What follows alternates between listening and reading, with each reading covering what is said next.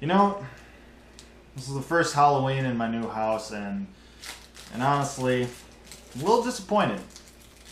A little disappointed in the lack of Hawks costumes.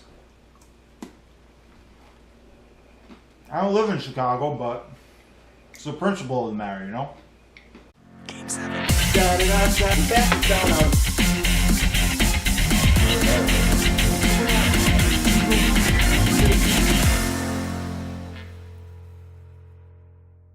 Hello and welcome to Hawks Recap. This is week 3 of this glorious Hawks season. This week the Hawks played 3 teams, 3 games, obviously. Flames, Devils, and Kings. And we got a point in all 3 games. Woohoo! Let's start out with the first game, which was at home against the Calgary Flames. And it was not the greatest performance, let's put it that way. The Flames out-hit the Hawks 35-11, although the Hawks ended up out-shooting the Flames 34-31. They played a pretty sloppy game. Not a whole lot going right in this one for the Hawks. Hawks did not play a very good game, pretty sloppy in most facets. Could be due to the punishing style that the Flames brought to this game, out-hitting the Hawks 35-11.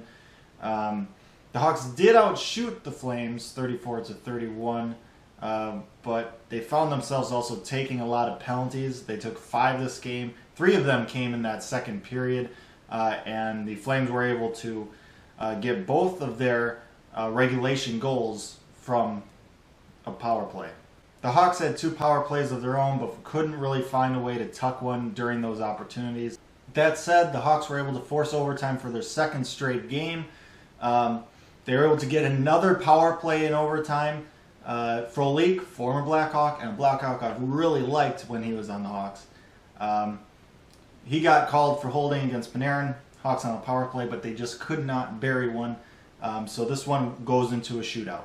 The goalies would step up in the shootout, forcing 7 rounds. Versteeg, former Hawk, would find a way to beat Crawford in the bottom of the 7th, securing the Flames the victory. Hawks didn't play all that well, but still were able to get a point out of this one. Loser point, but a point it is, and you know what? I'll take it after this kind of performance. Moving on to game number 2 of the week, the Hawks went on the road to New Jersey to face the Devils. And a historical moment, the Hawks end up finding a way to score more power play goals than their opponent. Now the Devils would score their first goal on the power play in the first period, but the Hawks PK unit, they were hustling, they were aggressive, they were really making it tough on the Devils. But sometimes you just don't get puck luck. There was a couple instances where the puck should have found a way to clear the zone. There was a lot of loose pucks that just seemed to bounce to the Devils' favor, and it just ended up they would find a way to get a goal out of it. But it was a pretty good penalty kill play. That's why penalty kills don't get 100% efficiency. It just, puck doesn't always bounce your way. It'll find the back of the net sometimes. And that just seemed to be the case in this one. It's just unfortunate because the Hawks have had such a terrible time on the penalty kill early in the season that you kind of think, oh, here we go again. But if you actually look at it objectively, this was actually a pretty good-looking penalty kill. And it would show for the rest of the game. The Hawks would only give up that 1 penalty kill. And the other 3 power plays that the Devils had, they got nothing. On the other hand, the Hawks found their power play rhythm. They were able to net 2 out of their 5 power play chances. With that said, the Hawks found themselves down 1 goal late in the 3rd period. But even when the Hawks are down a goal, I'm very confident in this team. This is a team that has a core, Taves and Kane, that just have this willingness, this belief that they're going to get it done. And that is something that Jonathan Quick has said in one of his Players Tribune articles. It's like you're playing the Hawks and you just see 2 guys out there that just have complete confidence in their abilities in any situation. So the Hawks are down a goal, but they got a power play. Coach Q pulls Crawford. They get 6 men on the ice, and it's not even fair. Taves gets it down low. He brings it to the net. Host is wide open back door. Easy pass, easy finish. We're going to overtime for the third straight game in a row. But unlike the previous two games, this one does not go into a shootout. Newly acquired Devil Taylor Hall kind of leaves himself on the ice a little bit too long, is gassed, gets burnt. Anisimov finds the back of the net. Hawks win 2 points, no loser points, booyah. Oh yeah.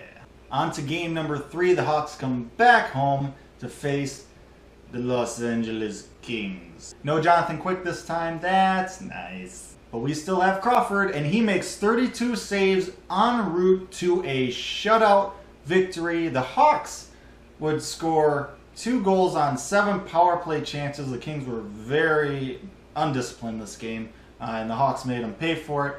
On the flip side, the Hawks, for the first time this year, did not allow a power play goal. As I was saying in the previous game, the penalty kill unit was looking much better, and it finally all came together. In this game, things are looking up for this unit. I'm excited to see if they can continue this and not go back to their previous stinky ways. Jonathan Toews gets the first goal in this game. He gets his first goal in this season, which is really good to see. I know a lot of people have kind of been ragging on Toews for having such a slow start and taking so long to get his first goal.